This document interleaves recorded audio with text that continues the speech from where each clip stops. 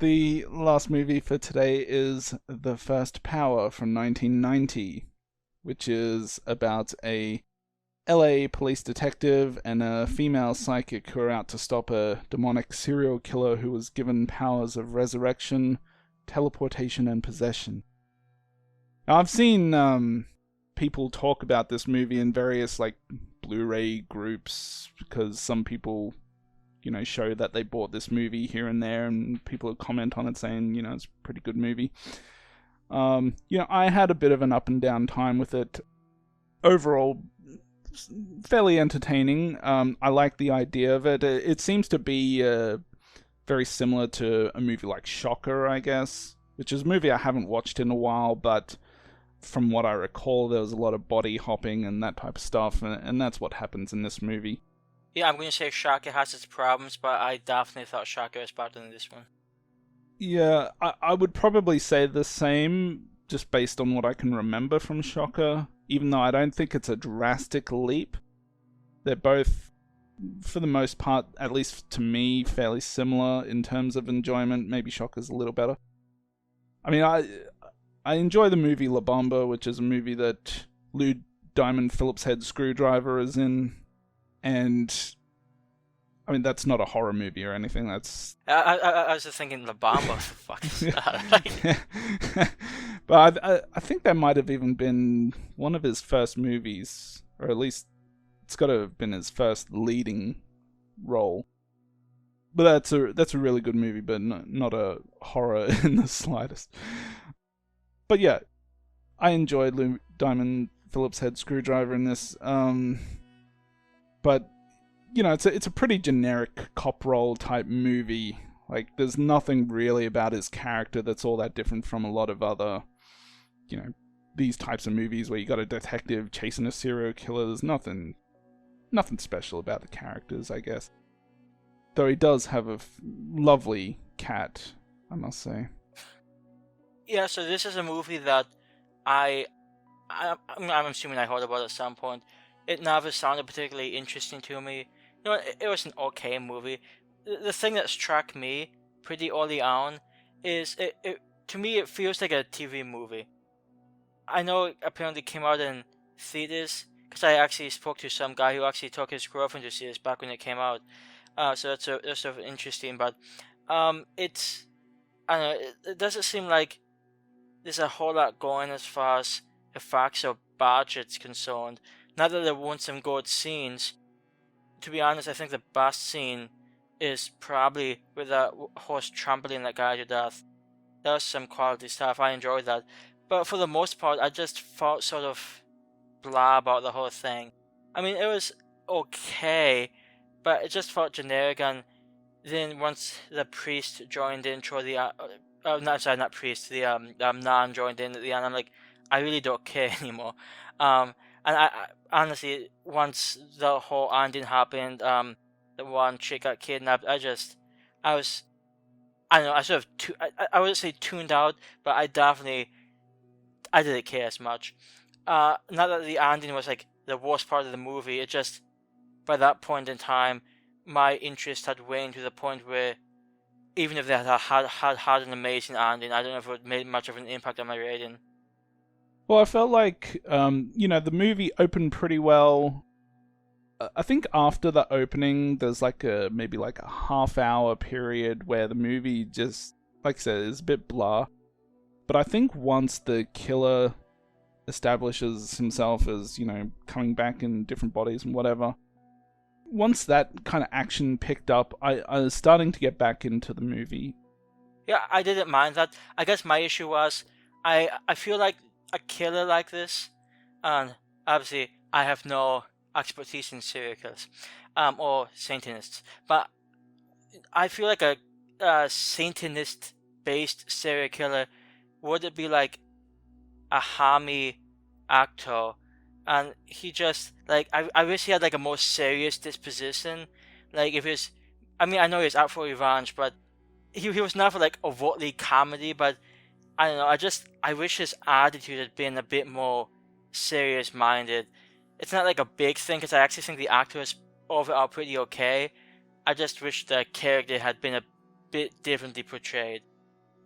I think when the movie started to pick up was this one scene where the killer attacks Lou Diamond Phillips' head screwdriver in a apartment complex or something, or like he smashes through a door, and there's this one moment where the killer pulls a fan from the ceiling and then starts using it like some oversized weed whacker. That was Yes. great. That was a really good scene, I thought. And then I think there was maybe like a car stunt after that. And the car stunt was pretty funny, especially when you see the killer fall off the car because it clearly looked like a dummy. But I enjoyed that nonetheless. Once we got to a point where the killer was just constantly attacking them left, right, and center through different bodies. Not that I enjoyed every single body that he was possessing, but that was good because you never quite knew when an attack was coming at you.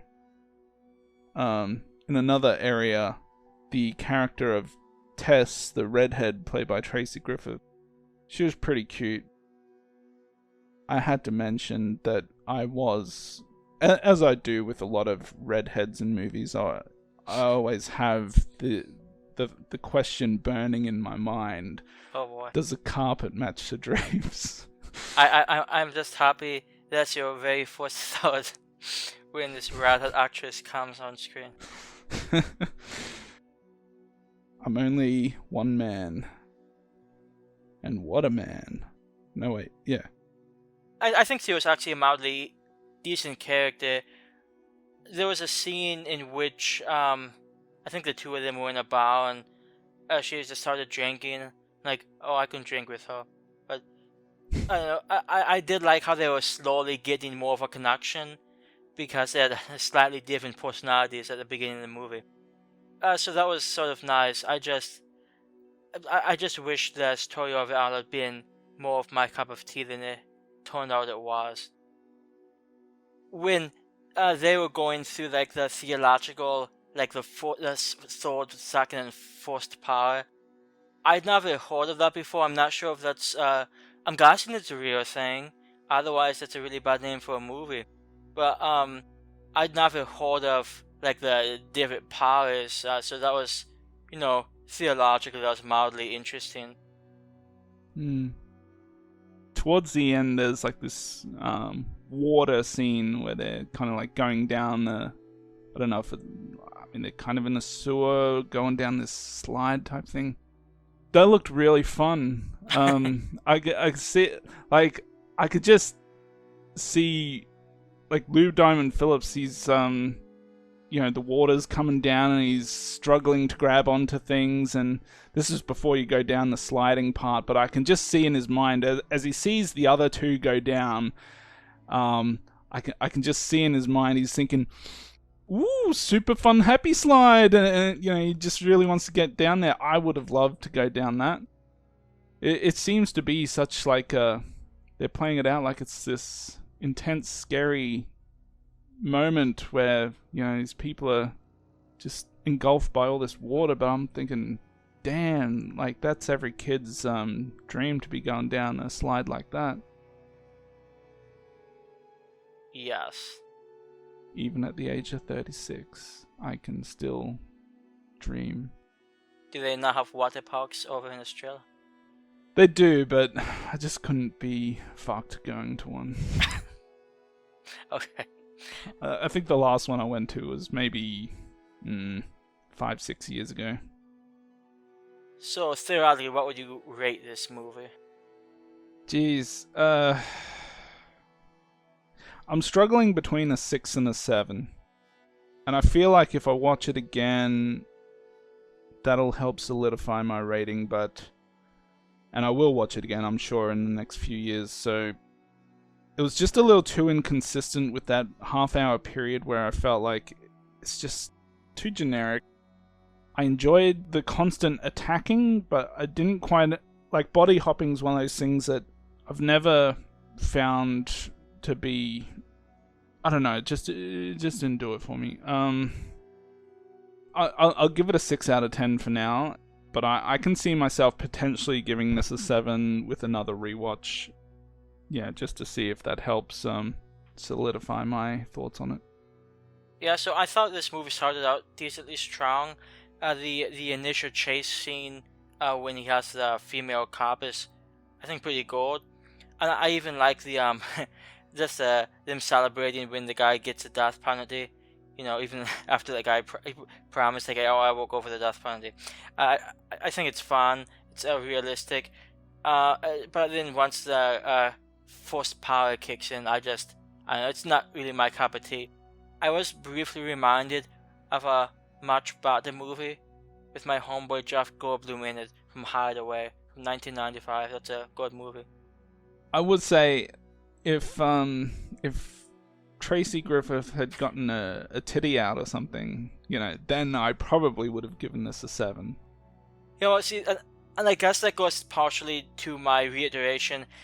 To me, something about this movie just felt like a TV movie. Which is fine. I don't have anything against TV movies, but TV movies from the '90s, it's not like the, it's not the pinnacle greatest time for television horror.